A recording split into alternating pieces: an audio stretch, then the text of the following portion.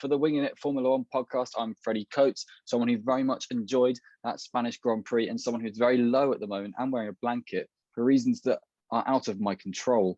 I am joined with Nigel Chu and Adam Dickinson to go through some of our actually really happy thoughts from that Spanish Grand Prix. This has not been a pre-prepared introduction, as you can tell. Nigel, how are you? Oh, well, we went to pre-prepared introductions. No, apparently we're supposed to wing it. I did, but I didn't wing it well. I basically failed. Well, that's good, isn't it? Anyway, how are you? Oh, I'm all right, yeah. You've definitely cheered me up with your low seat, I'll tell you that. Yeah, thank you. Adam, how are you? Are you going to enjoy some Schadenfreude, or are you going to be kind and sympathetic to my low seat? I think it suits you. Yeah, I'm all right. I don't know. It's been a weird weekend from every aspect, not just having an enjoyable Spanish Grand Prix. But yeah, I think the best part is definitely Freddie's low seat, and also having the blanket on, which is apparently a reason out of his control. It kind of reminds me of the In-Betweeners, where Will has a bin on his head and he can't take it off because Donovan said he couldn't.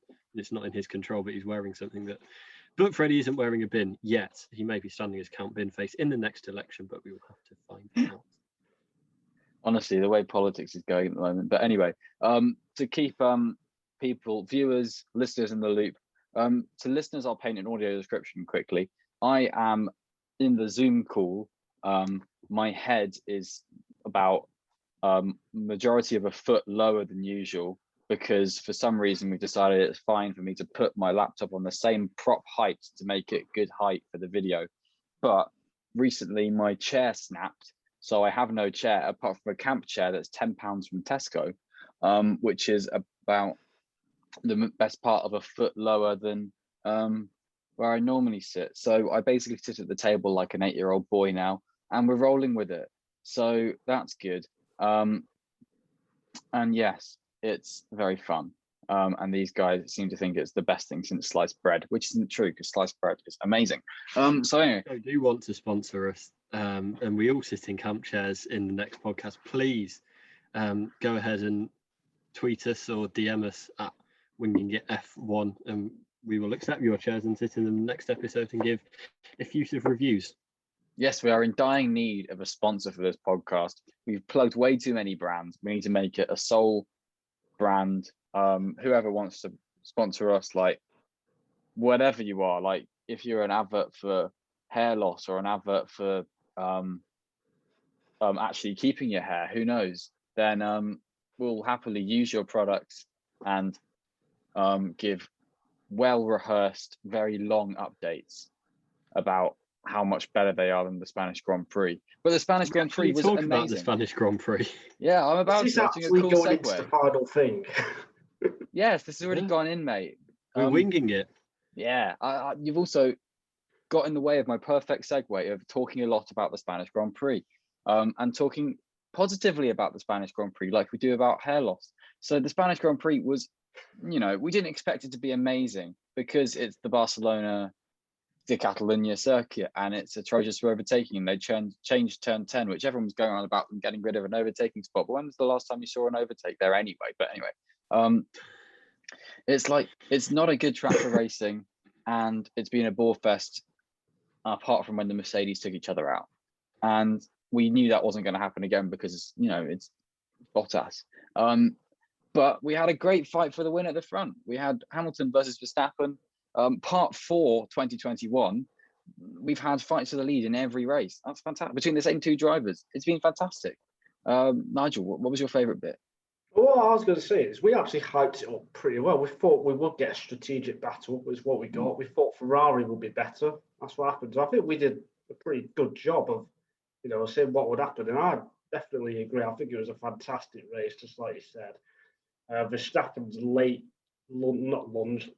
his overtaken to turn 1 on Hamilton was fantastic. It set things up for the rest of the race. And we had a race that was similar to Budapest 2019, similar to Spain 2017 when it was Hamilton versus Vettel. then, and it was brilliant. We had Verstappen and Hamilton going at it all race long, or until 5 or 6 laps to the end anyway. And it doesn't get much better than that for me. I absolutely loved it, and ultimately, Hamilton came out on top. I think he thoroughly deserved it. Tyre management again. Why do you keep nodding? Because you're agreeing with you. It's a good point. It's a really good point. It was fantastic, and you're right. Hamilton was fantastic. He was fantastic with his tyres. The Mercedes were both brilliant on their tyres, much better on the harder compounds, like you mentioned in the previous podcast, Nigel, than Red Bull are. And we had a thrilling strategic battle. It was more than similar to Budapest. It seemed like a carbon copy for a lot of it. And you had at the end, you had 3 people coming on Lewis's radio to congratulate him. You had Toto Wolff and James Vowles and Bonington. So yeah, I think that encapsulated what a team effort it was from Mercedes, apart from Bottas not letting him through. But yeah, I think it kind of comes back to what we said last episode, that even yes, we kind of weren't as excited for this as say Bahrain or whatever. But no, I was more excited than that. Because of this season, and because we've got this titanic battle between Verstappen and Hamilton, then we can expect these things even from tracks that normally you wouldn't kind of earmark as a one to watch. That all of the races are potential swinging points in the championship. And yeah, it was, I don't know, it was the best strategic battle we've had since Bahrain. I guess the only one this season so far, but Mercedes have nailed both of them, and yeah, they seem to have a bit of an advantage in that. I don't know, maybe it's Hamilton, maybe it's being able to work their strategy around Hamilton better. I don't know, I guess we'll get onto that. But yeah, I think it is that effort from Mercedes. I think it is exactly what you touched on there about the fact they can say to Hamilton, okay, we have this finite amount of time for you to be inch perfect and supremely quick, and they can take the gamble because they can rely on Hamilton. It's what we have with Michael Schumacher in the Supreme Ferrari years back in the turn of the century, and they could just say to Schumacher, go and do these qualifying laps and do this completely bonkers fuel strategy, and he would do it and he would win. And it's the same with Hamilton, and they can just say, go and do this completely on the face of it, crazy strategy, like, oh, let's just drop back 20 seconds and hope that by the time we've closed those 20 seconds, we'll still have the tyre life to overtake on a track we can't overtake at, even when you're faster. And they did it. And they did it together. And the strategy, Hamilton was better than the strategy said it would be. They said it was, the prediction from the tyre offset was that it was going to be a final lap overtake only. And it was the only opportunity they could do, because they predicted there was a higher chance of an overtake from that on the final lap. According to the computers and the people working it out. Red Bull who said that, wasn't it? I think that was more to give Verstappen some encouragement. I think. No, they said it. They said it. Totally said that the prediction was the final lap. Was it? I thought it was Red Bull's team radio. Well, they said it Red Bull said it in the race as well from their prediction. But Toto Wolff did say on Sky afterwards that they predicted it was going to be the final lap, and Lewis did so much better that it was. Yeah, well, Wolff would say that, wouldn't he? Well, that's why I'm going to report on it. And like Hamilton's so much better than that and made it 6 laps to go. So yeah, I don't think they predicted a 1.8 second pace offset. Yeah, I mean, it's weird because I kind of felt it was inevitable that Hamilton would get it done. I never felt like Verstappen had it in the bag. So yeah, I still really enjoyed it, I have to say. So I don't know, it's kind of weird on that, just because Hamilton's that good on his tyres, as he's shown numerous times now. It was one of those races where only Hamilton could do it, I think. Not even Verstappen could execute a race like that, because to stay within 2 seconds, 1.5 seconds on a track is so difficult to follow on. It's just brilliant. And he didn't put a foot wrong all race at Hamilton. He put Verstappen under pressure when he needed to. Mercedes, his pit stops were pretty good. It was actually Verstappen who had a slightly slower one. So it was just the right strategy after not ideal start, executed perfectly, I think.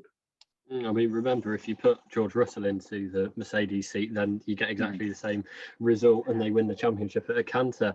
I think I heard that it was a different Red Bull pit crew, or they'd rotated a lot of the pit crew from last week, so it probably needs confirming. But yeah, that could be. So I don't know, a reason why. Verstappen wasn't meant to come in. He came in by himself and he caught his team out. So then they were late coming into the pit lane, and the rear left tyre man was like still coming out of the garage when Verstappen was in the box. So yeah, it was kind of Verstappen's fault. I think Helmut Marko said. Yeah, he said it on Austrian TV. Yeah, he spoke to Austrian TV directly after the race and said that he had misheard a call, which was probably something like, "Oh, when do you want to pit? Not pit now," that kind of thing. But I it felt like the right time to pit anyway, based on how Hamilton had completely was swarming him at that point. This is around lap 23, and Hamilton was swarming over Verstappen out of nowhere. I don't know if Verstappen, we didn't see it. Verstappen got held up behind a back marker, but it did just look like Hamilton was just had that pace in reserve and just turned it on out of nowhere and got on his tail and scared Red Bull and Verstappen into a pit stop was what it looked like. And I think, well, if it was a dodgy message that made him pit, it was still, triggered so much and for the strategy. And yeah, they unfortunately had a slightly slower pit stop, and it didn't change much based on Mercedes strategy, but it would have been a pure overcut for Hamilton. Do you think it was a case of Mercedes had a slightly better car, or do you think it was Hamilton who made the difference, or a bit of both, perhaps? Well, I think it's a bit of both in certain situations. I think Mercedes did have a slightly better car over the weekend. If you look at Bottas's late race pace, before him and Verstappen both pit, when Verstappen was trying to eke out his tyres but also have as much performance as he could, Bottas was closing in on Verstappen, albeit sporadically, he still was. And so that basically just means that, in my opinion, the Red Bull was a little bit slower just in general comparatively to the Mercedes. I think Max Verstappen did a fantastic job to only be 300ths behind Hamilton at qualifying. I think Hamilton's ability to find a way to win, I think I'd probably put that as marginally the more important factor, just because I think he seems to be able to do that kind of no matter what car he's, within reason, kind of where the car is in relation to the Red Bull, he's able to get the most out of it. Whereas, we've seen with Bottas that it's even where Mercedes has been faster, he's not been able to maximise his results, I don't think, over the planet so far. Yeah, and we not even mentioned, I think this deserves a quick mention, Hamilton did get his 100th pole position. I mean, it's just remarkable to think. And he became the first person to win from pole this season. Yeah, and I was just thinking, us three have probably all seen pretty much every single one of Hamilton's pole positions on TV, which is kind of mad to think that we've seen 100, Hamilton pole laps. It's just a mind-boggling number, I think. It's ridiculous. It's when you think about the fact that the other competitors with pole positions, with Senna and Schumacher, are over 32 away now from Schumacher, 35 or something, 36 away from Senna, and that's insane. It's so good. It's absolutely phenomenal qualifying speed. And they played an interview on their social channels at F1 that they did with Lewis in the press conference in Montreal for his first ever pole in 2007. And he was saying, I'm not so much of a qualifier. I normally, top three, and can fight in the race, but qualifying not normally be my strength. Now we're having him down as he is statistically the greatest qualifier of all time. He's qualified on pole for nearly a tenth of all Formula One Grand Prix since 1950. Like, I mean, yeah, maybe there's more opportunity for Grand Prix, but still, he's done that. Excellent. Yeah. He's a good driver. Yeah, he's fantastic. Just a bit. Adam says it like, oh yeah, it was obvious. He's a good driver. Of course, he's got 100 poles. Well, no, I wasn't saying it as in he's a good driver, therefore he gets 100. Therefore, every good driver gets 100 poles. It was Yeah, he's a good driver. He is. Yeah, he drives he's well. fantastic. He is good at driving. I think for me, qualifying's not even his strength anymore. Maybe in the past, in his McLaren days, it was, but for me, his qualifying is not his strength right now. I'd say so. That makes it even more remarkable, I guess, to me. I know what you mean. On in 2019, his qualifying was probably not actually that great. He had he took about probably like 4 or 5 poles that year, and that was it. Whereas this year he's had how many poles he had this year? He's had 2 this year, and the Imola qualifying was absolutely stellar. It was fantastic, and that should have been a Red Bull front row lockout, and he got in front of them. And you can just think back, the fact you could sort of pick out of the hat so many fantastic laps by Hamilton over, like, I think to Silverstone 2018, Singapore 2018, Monaco 2019, Canada 2007. Canada 2008 was amazing. Canada 2017 was sort of one of the few qualifying sessions where I sort of stood up and gone, that's impossible. Because he just out of nowhere went about 8 tenths clear of everyone else on a track where the margins are famously tight. He just pulled something out of the hat that was stupid, and then got given a Senna helmet. And it's like, this is the most deserved Senna helmet in the world. Yeah. Yeah, don't have anything more to add. I've already Okay. said that he's good at driving. What can we say? Nothing. Let's move on. Let's move on. Another centenary that was happening this weekend was Max Verstappen's 100th race for Red Bull. He's only 22, 23 or whatever he is. Like, why is he already done 100 races for Red Bull? He's still only just started. Obviously, he took his first race win for Red Bull and his first race at Spain. So it was kind of nice sort of circularity there. If he won, it would have been 1 at Spain, 100 at Spain, but it wasn't. And that's just the way it is when you're going up against Lewis Hamilton. Do we think there was any more Max could do? I know you alluded to sort of Mercedes having the pace earlier. Well, I did.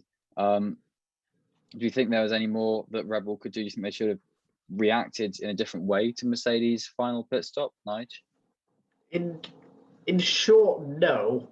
But I feel, now this is going to be nitpicking again, because that's the type of person I am. I feel Verstappen could have managed the first part of his stint a bit more easily, I think, on his tyres, because I don't know if you'll remember last year's Spanish Grand Prix, Hamilton kind of backed the field up to like keep everyone within like 20 seconds. So if you wanted to make a stop, you'd come out right in the midfield.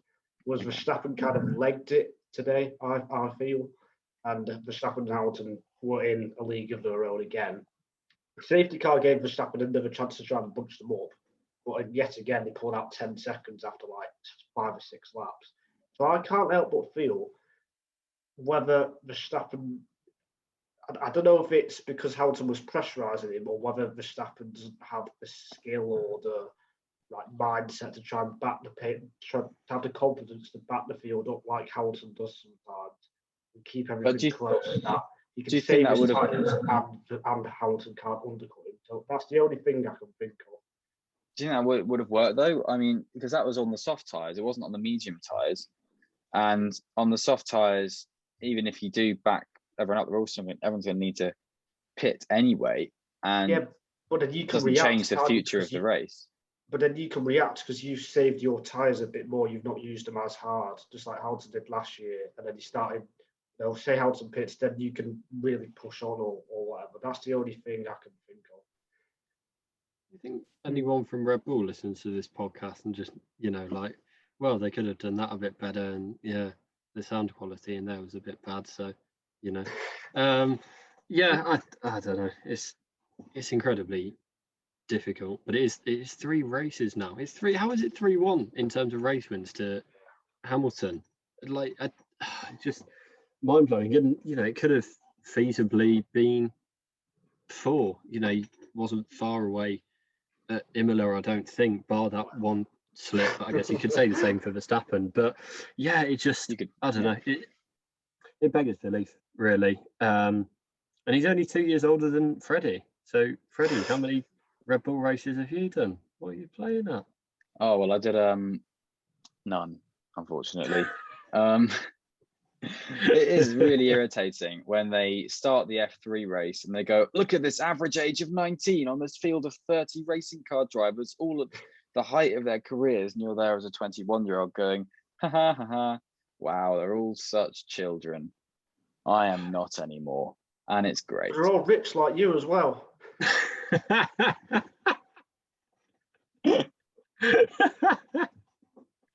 Hey, if we'd spent money on motor racing, we'd have made it past the first round. They're bloody rich, these people. Oh, I just remembered I'm 20. I still thought I was 19, so it's been a sad realization for me. Wow, what have you been doing? Forgetting your age. I've not had to use it. I've had to be over 18 for things, but other than that, I've not like had to know my date of birth in a while. Probably my birthday was the last time it was of importance, so that was 2 months ago nearly now. Yeah, I thought Verstappen at one point in the race, it was going to be similar to his 2016, his first win when he held off Raikkonen, except this time it was Hamilton and Mercedes, which is a bit more of a stiffer opposition. So yeah, but in the end it turned out, just like we said before, to be like Hungary 2019 rather than Spain 2016. But other than me nitpicking at strategy, I don't think there was much Verstappen could have done, because ultimately he did take the lead. He had track position, and you know he feels that Red Bull don't have a fast enough car. That's what he said after the race.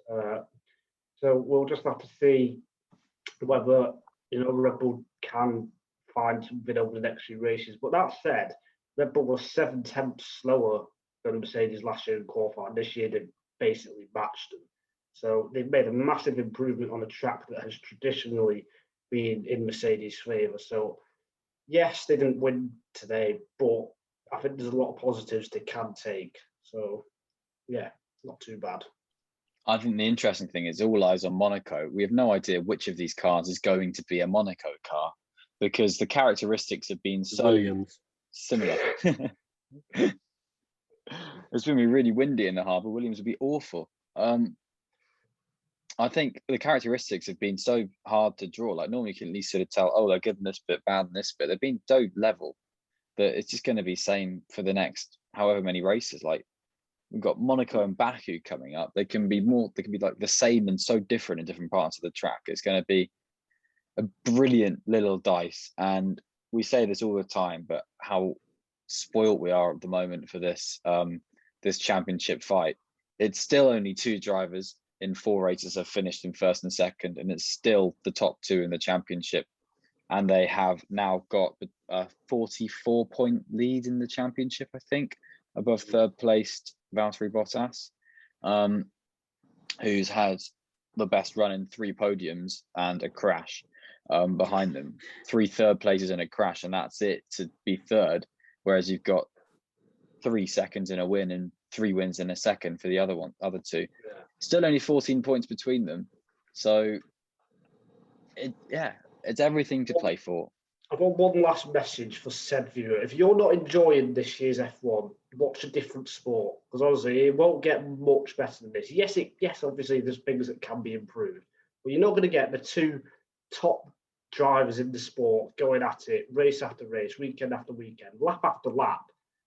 So if you're not enjoying it, I'm trying not to swear. Go away. But still listen to our podcast. Just do a public service announcement for everyone who's rated that race a 1 out of 10 in someone's comment section or something on Facebook. Because it was one of the tensest races for a long time, as was Hungary 2019, which is rated by many as the best race of that year, according to Sky. Trying to make a tense camping joke, but I can in time. So this is just a fill up for that. We're going to move on to the other side of the Mercedes garage. Valtteri Bottas finished third. Made life a little bit tricky for Lewis Hamilton. He was told a couple of times, don't hold him up, which is kind of code. It's political way of saying get out of the way, but he wasn't explicitly told to get out of the way. They never told Lewis that he was going to be given the place either. It was kind of expected that there was racing, but it seems in the Mercedes garage, but it seems like, why would you do that? Why would that be the case? Why are you racing each other if all you're trying to do is build a gap to Leclerc? You can just do that a little bit later on. You're not in, clutching at every single last millisecond to close in for the race win, Valtteri. So just be a team player. Imagine if Hamilton didn't catch Verstappen though by like 1 second. That would have cost Hamilton massively. That Bottas. I can't imagine what the post-race debrief would have been, but it didn't cost him in the end. But I'll tell you, I did hold my breath when it went side by side into turn 10. Yeah, I thought they touched. Close.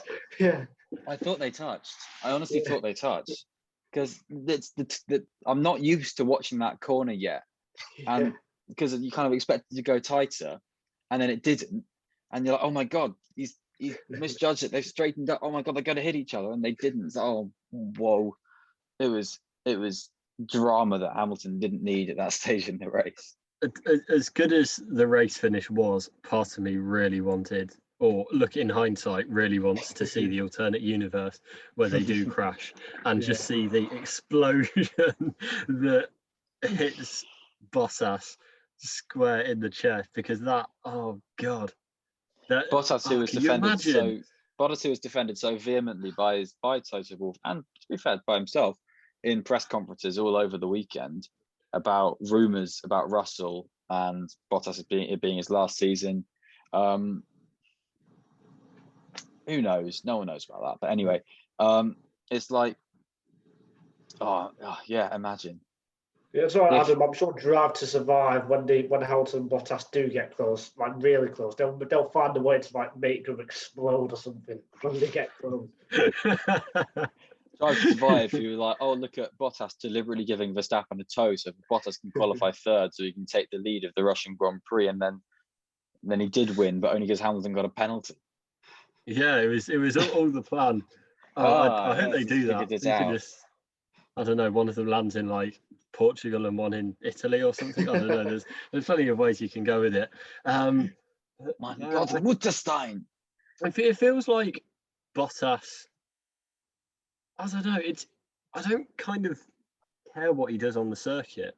It's like all of the stuff around him is about his, future at Mercedes and all the off-track stuff and him in relation to Russell and everything. And it's like, I don't know. He just doesn't seem to be ever in the, ever kind of fighting for the. I know he qualified on pole last time, but he was, out of the race win contention kind of relatively early. I don't know. It's weird. He's doing a good job, I think. Yeah, he is. I don't expect That's the him thing. to do any more. Yeah, he doesn't. He's not. You say he's not in win contention, but like he was within 6 seconds of the win until like 5 laps from the end in Portugal, really, before he had his sensor issue, maybe 10 laps from the end. He was within reasonable distance from the race lead. And today he was matching the pace of, faster than the race leader in the later stages of the race on a matching strategy to the race leader because he pissed on the same lap. So he's doing all the right things, just in the wrong point. And it's similar to Perez, really, in that regard, in that Bottas is doing better than Perez because Bottas can qualify in third. And when he's got the race pace and he's in clear air, he's doing brilliantly. But they've both got stuck behind slower cars today, which meant that they were out of contention.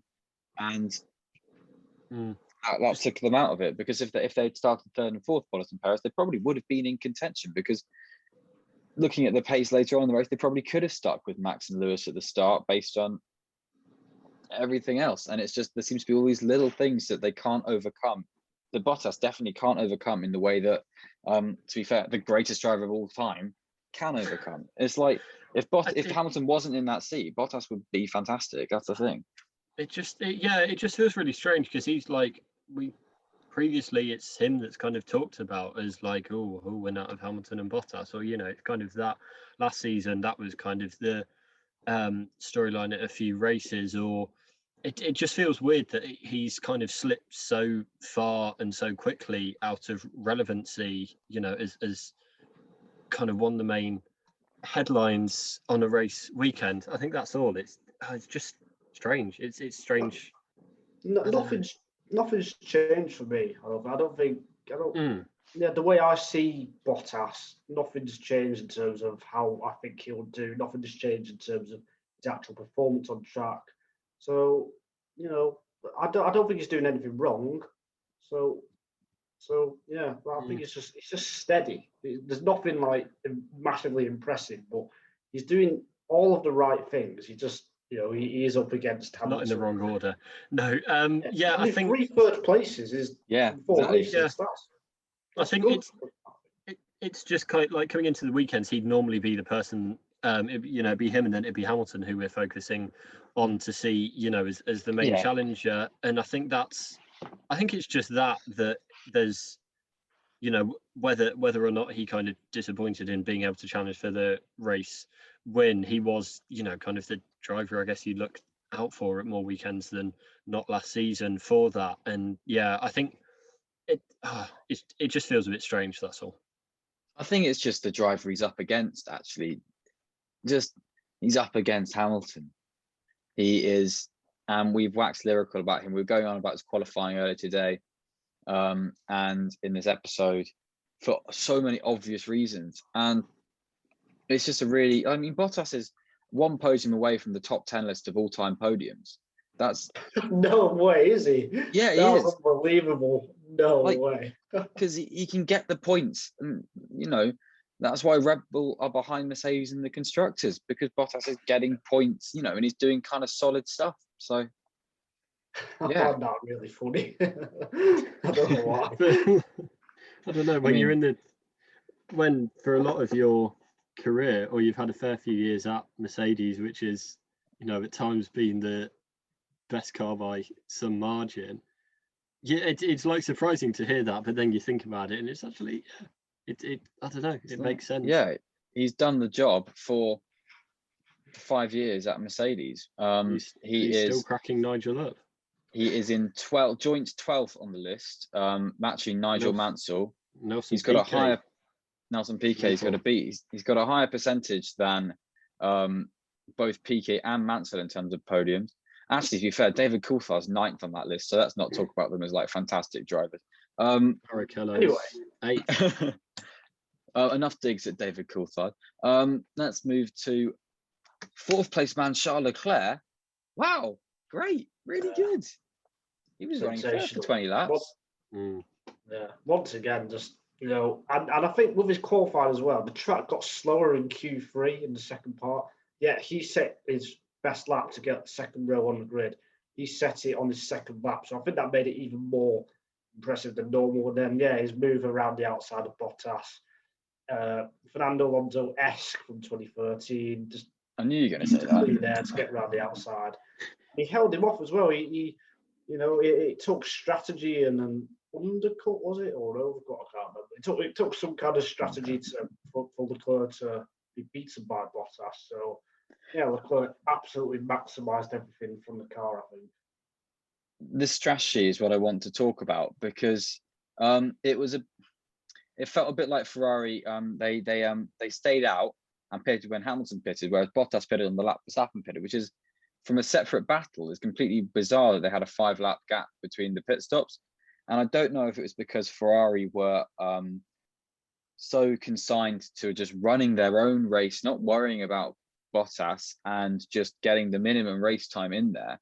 And the best lap for them to pit then was lap 28, not lap 23 or 24, to cover off Bottas, which feels like the logical thing to do for the podium, but it feels like the only reason for them not to have done that to match Bottas and try and hold them back for the podium is so that they can just get a solid 4th place and fight off the threat from Perez behind, and maybe get 12 points rather than 10 points, rather than go for glory of 15 and a trophy. I feel like that's the only way I can think of for them to counteract the Bottas fast. Stop, weren't they? I think that was like the plan.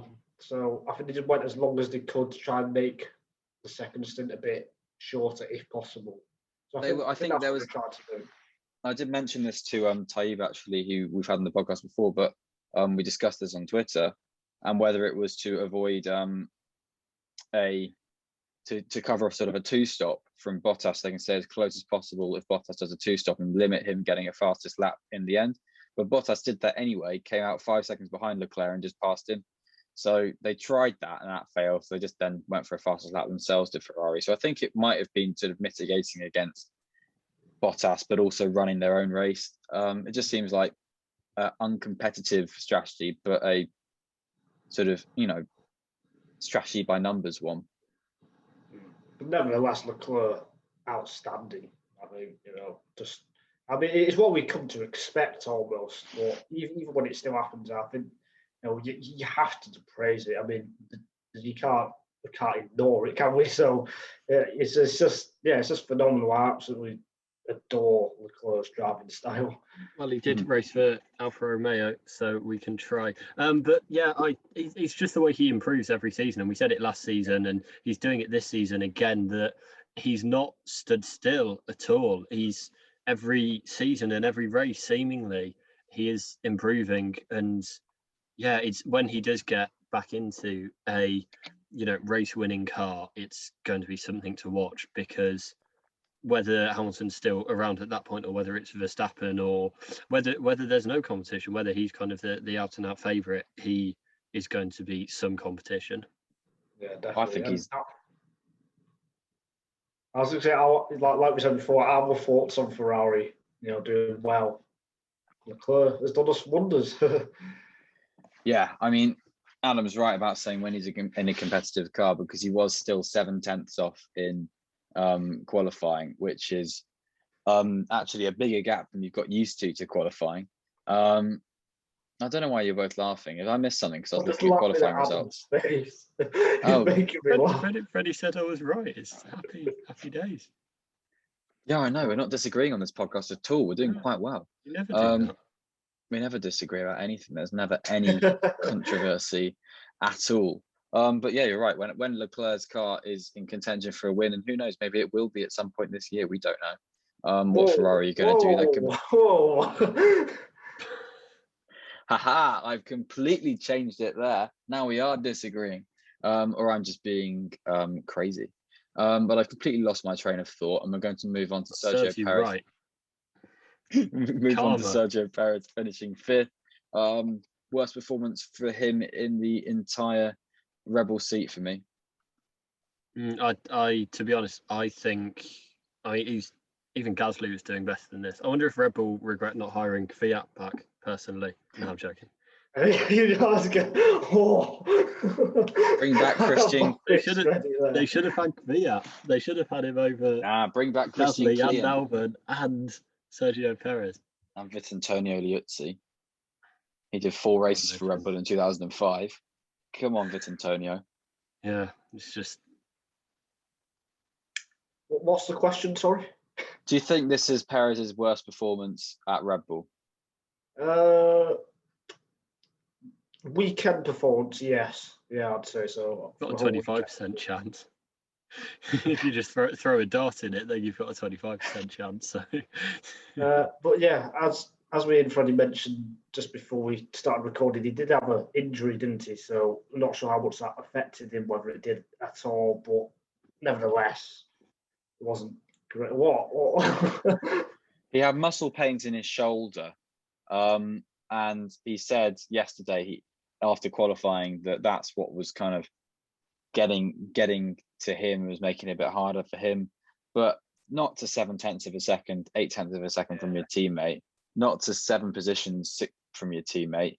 And when he said yesterday that he was going to be 100% today, I don't know. I mean, we didn't really get to see him in clean air for too much of it. If he had got past Ricciardo early, he could have pressured Bottas for the podium, but he didn't. And he was behind Ricciardo for what, 55 laps? Yeah. I mean, that's the thing. Qualifying just put him on the back foot, really, because we know how hard it is to overtake around Spain. He had a great start. He made up 2 places at the start, not at the first corner either. It was by clever positioning of his car through turn 3 and 4, and he was able to slide through a few cars really well. And he did a fantastic job there. And he took advantage when he could, and it took him a bit of time to get through Ricardo. And when he did do a fantastic move, it was a fantastic move. But yeah, I think it's a one-off personally. I do think it's a one-off. I think we're still waiting for that kind of breakthrough Perez performance over a weekend. Obviously, we had his qualifying at Imola, but it's kind of been expecting Perez to kind of be in that fight and being able to be a factor in the Hamilton versus Verstappen fight. We've not really had that yet, and I think definitely me and Nigel, I can't remember if Freddie did as well, predicted Perez on our podiums. And yeah, it's just, I don't know, he still, I think probably isn't the conversation for now, but it'd be interesting to compare him to the other drivers that have changed teams, because, you know, none of them have kind of hit the ground running. I mean, Sainz has done pretty well, but, you know, there's kind of been that aspect as well, and I don't know how much that's impacting his performance. But yeah, there's still a bit to be desired from Perez, and I think it will come. You know, to be honest, he's a very good driver, but it's just not there yet. Yeah, he is a fantastic driver, and he's proved that in the past. And we're going to Monaco, where he has got a podium in the past. So, who knows, maybe he'll switch it on to Verstappen's level there. It is such a track that you've got to be at one with the car. And if he wasn't at one with it this weekend, then who knows? But yeah, I think, Adam, I think you're right there. I think there will be a light switch moment and a few Grand Prix probably. But there'll probably be a few races like this as well. It'll probably be a bit sporadic, I think. There's something I want to talk about, because I found this incredibly exciting and incredibly amazing. And it was when they broadcast Toto Wolff speaking to the FIA in the middle of the race. I thought that was so cool. I'm really happy with that level of engagement on the TV, and we're going to hopefully get that a lot more often, because that was just a whole new element to the race. Like, they normally say, oh, we've spoken to race control about this on the radio to the driver, but now we've got the radio to race control. That was really cool, I thought, when I heard that. It was really confusing because it came up, I believe, with Hamilton.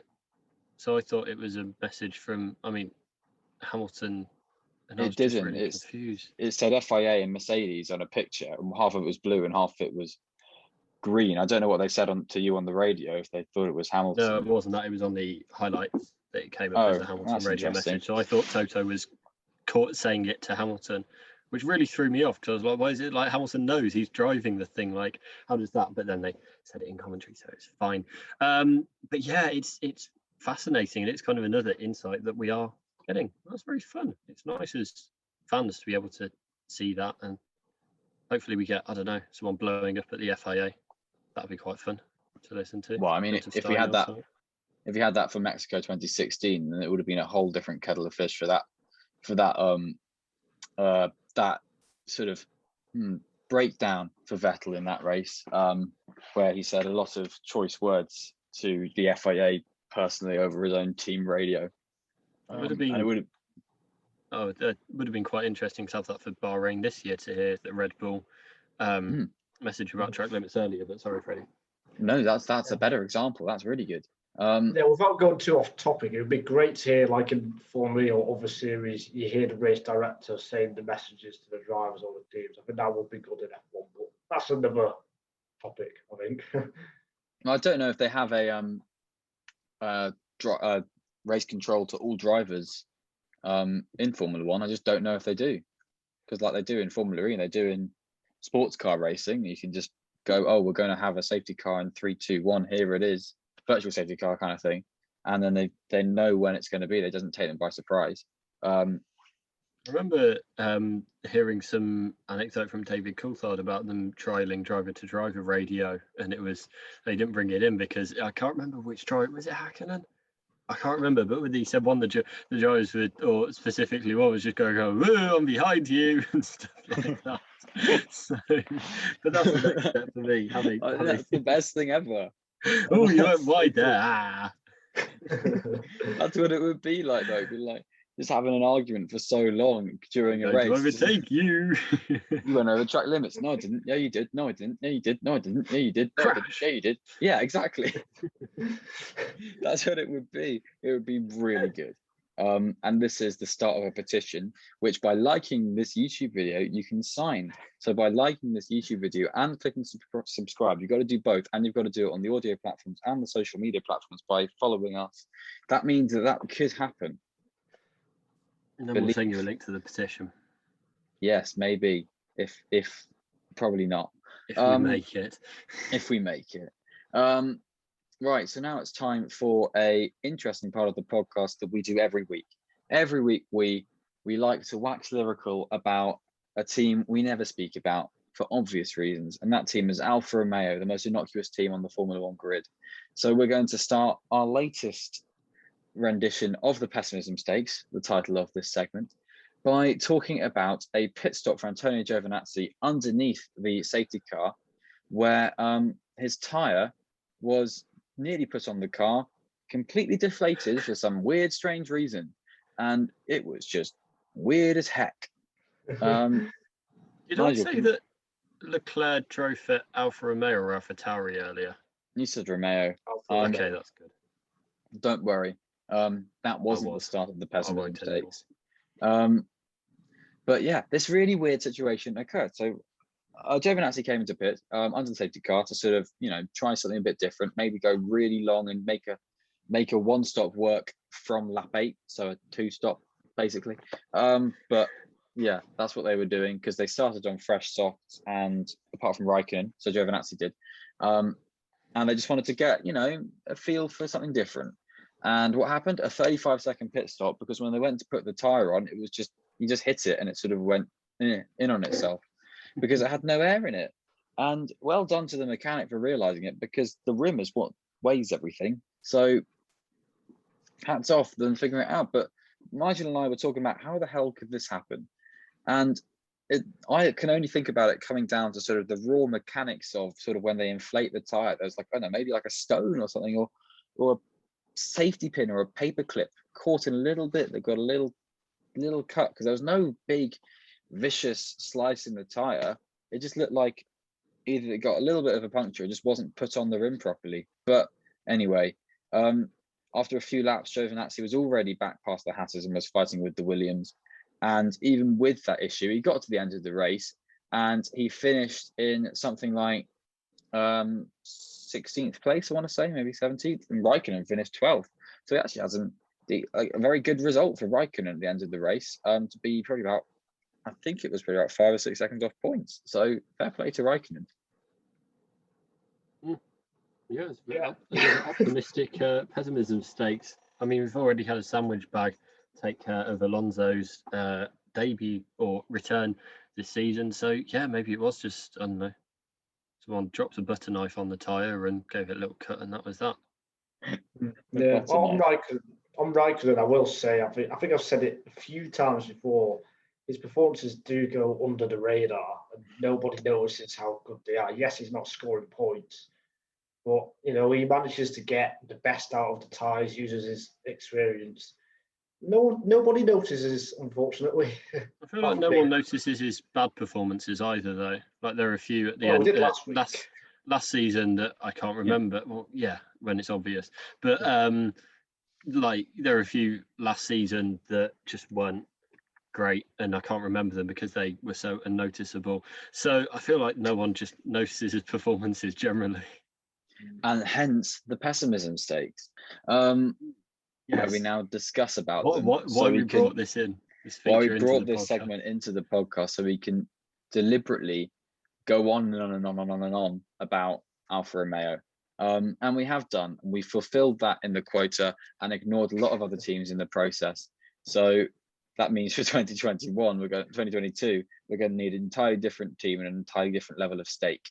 But anyway, we're getting ahead of ourselves there. Way ahead.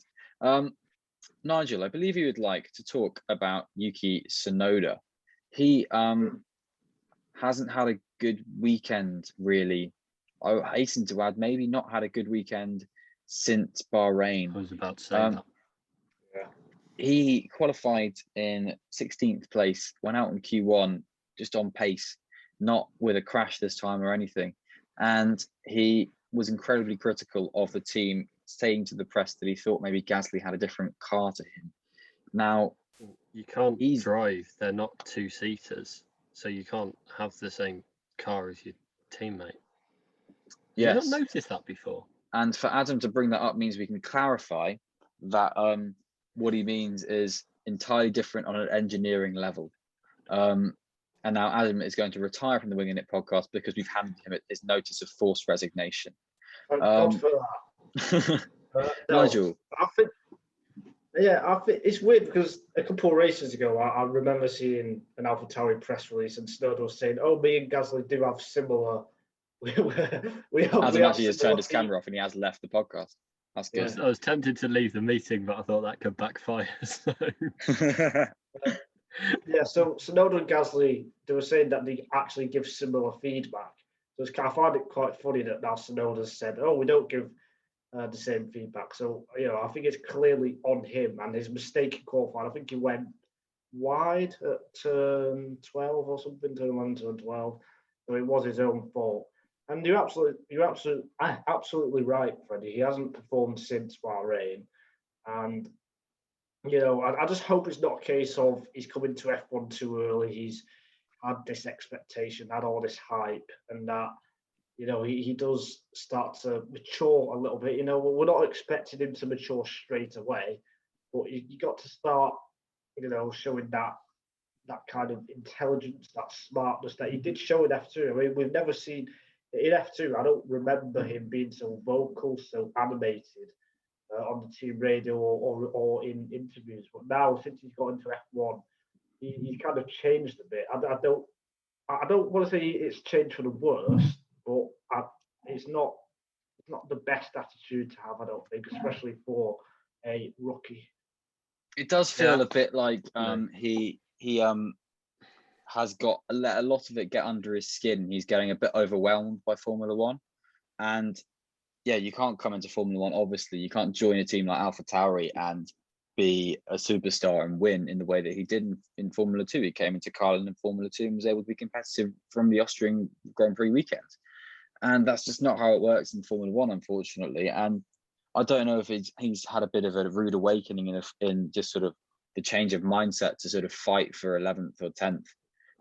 But yeah, he obviously rates what he's saying very highly and thinks he's such an asset to the team. So kind of start to prove it in the track, Yuki. Like, yeah, I mean, he has apologized, but for me, the true apology will be if he does it again. If he doesn't do it again over the next couple of months or whatever, then he's right. But if he does it again next race, then it doesn't matter what you put out on social media or whatever. So the true test is whether he can bounce back from it and whether he can start to perform, start to mature a bit over the next few races.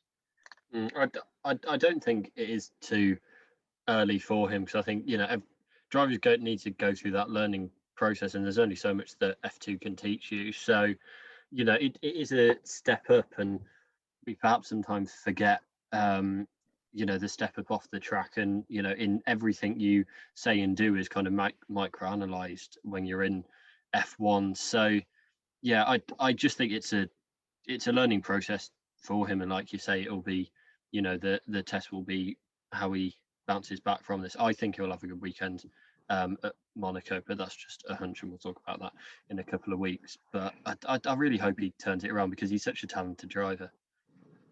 Yeah, he's only a 20-year-old kid, to be honest, and yeah, exactly. I'm 19. Adam's 4, and we make tons of mistakes like on the daily. So we don't have a camera thrust in our face after we've had a really bit harsh, I mean, Adam's making one now with his. Actually, no, this isn't a mistake. This is a good thing, actually. So, well, we aren't exactly the most polished presenters, as you can probably tell, based on the fact that it's taken us 50 years to say any point ever, and the then. Oh goodness me. There we go. Oh God, I'm so self-conscious now at this point. We're not exactly the most polished people ever, and we don't have cameras thrust in our face as soon as we've had something really bad happen to us, such as qualified badly. We've never had that spotlight and we we kind of never will. So we're a bit lucky in that regard, in kind of an unrelatable perspective. But yeah, like Adam says, he's an incredibly good driver. I don't know if he will bounce back in Monaco, but the AlphaTauri historically has gone okay as Toro Rosso at Monaco. So maybe they'll be back to their sort of earlier season form with the car, and they can get some good results. But it's his qualifying where he needs to pick up, and it's his qualifying where you are going to need to do well straight away in Monaco. So Monaco is the true test of this. Although Freddie did have a on-camera incident when he was covering the local elections on Thursday. So, sometimes you do have cameras into your face when things go badly, even if you are able to edit out of them. 21-year-old journalism students and not 20-year-old F1 drivers. To be fair to the clip that Adam is mentioning, that you can go and view on my TikTok, it was actually out of my control and was a passerby shouting something whilst I was actually presenting incredibly perfectly. That was one of the times where I got the lines okay. The other 20 shots weren't included. Yeah, but the electrics failure wasn't Tsunoda's fault either. It's also his birthday in 2 days, so happy birthday, Yuki. Happy birthday, Yuki. Nigel, wish him happy birthday. Okay, Nigel. Wish him a sad birthday. Happy birthday, Yuki. That was sad Nigel. Birthday wishing to Nigel. Yuki Tsunoda happy birthday. Shall we move on? Yes, we're going to move very, very swiftly onto the Fédération Internationale de l'Automobile Formula 3 World Championship, round 1, which came to us from sunny and today slightly cloudy as well, Barcelona. We had some good races. We had some good performances. Winging it, F1's favourite breaks as well. Winging it, F1's favourite driver, Matteo Nannini, had a hell of a weekend. He was on the podium in the feature race. He was fighting for the win and the podium in the second sprint race. And we love him because he's doing F2 and F3, because why not? Just do it. Go crazy. Be both champion in both. And he's going to be. I would just like to say he's not my favourite driver in this series. But no, he's not my favourite either. He's the podcast's favourite. Okay, that's fine. Yeah, Dennis Hauger looked good. I know he got taken out in the second race, but he looked like he's really taken a step forward from where he was last year and kind of fulfilling his potential, I think, because he seemed like he had this in him, and as we said, it didn't come together. But yeah, he did well. Clement Novalak, who was a favourite until he turned French, also did well. Rafael Villagomez didn't have the best start to his F3 career, but me and Freddie have interviewed him, so nothing he does can be bad. So well done, Rafael. Oh, he was really bad. No, nasty to him. He will improve. Good, he really. Probably will. He's just his only way is up, to be fair. I was impressed with Logan Sargent for actually doubling Charuse's 2020 points tally in one race weekend. That was very good. One race. Yeah. So hats off to Logan Sargent, because I hugely rate him. Nigel, does anyone flag themselves out to you? I did not watch it, Freddie, so I cannot give a fair judgment or call on what happened in the F3. That seems a good enough place as any to end the podcast. So thanks very much, everybody, for tuning in to this rather sporadic and rather delirious, as these post-race podcasts tend to be, podcast for the Spanish Grand Prix. We really enjoyed the race. We hope you did too. We hope you maybe even enjoyed this podcast. I can smell burning now, so I really probably should go and deal with that. I don't know what it is. It's really worrying. Follow us all on Twitter. Follow us all on Spotify and YouTube. Have fun. Goodbye, everyone.